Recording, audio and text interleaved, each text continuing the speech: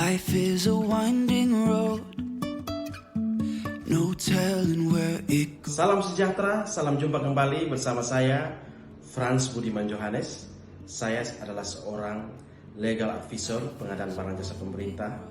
Kita tahu bersama bahwa permasalahan pengadaan barang dan jasa pemerintah di Indonesia cukup banyak, dan yang paling mengkhawatirkan adalah bisa terkait ke dalam permasalahan hukum pidana. Nah, untuk itu hari ini saya akan membahas satu topik bagian dari 6 siklus pengadaan barang jasa pemerintah, yaitu mulai dari perencanaan pengadaan, persiapan pengadaan, persiapan pemilihan, pemilihan penyedia, pelaksanaan kontrak, dan serah terima. Hari ini saya bahas satu dari 6 ini, yaitu persiapan pemilihan penyedia. Ibu Bapak ketahui, ada 9 tahapan penting yang harus dilewati saat melakukan persiapan pemilihan penyedia.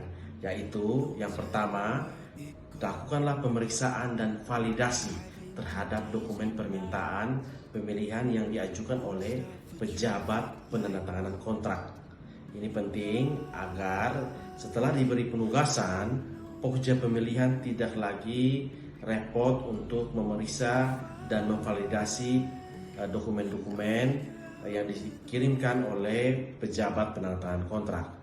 Kemudian setelah dokumen tersebut valid, maka Kepala UKPBJ mengeluarkan surat penugasan terhadap pokja pemilihan yang akan ditindaklanjuti oleh pokja pemilihan dengan melakukan review terhadap dokumen persiapan pengadaan tersebut.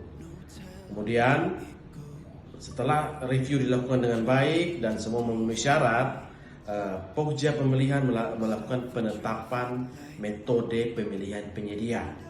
Setelah itu, yang keempat, langkah yang harus dilakukan ialah menetapkan metode kualifikasi. Apakah mau pra-kualifikasi atau mau pasca kualifikasi. Setelah itu, pokja pemilihan juga menetapkan persyaratan penyedia yang akan mengikuti tender atau seleksi tersebut.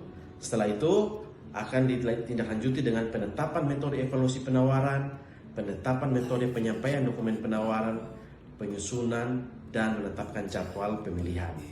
Dan yang terakhir, penyusunan dokumen pemilihan.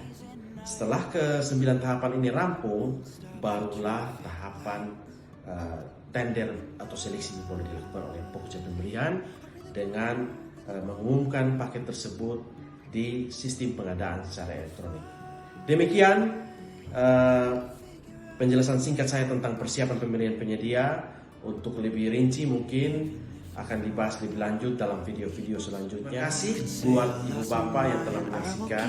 Semoga video singkat ini bisa bermanfaat. Jika ada pertanyaan, silakan ketik di kolom komen. Saya akan berusaha untuk menjawabnya.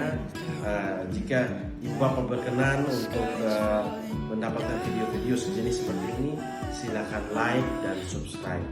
Terima kasih banyak. Tuhan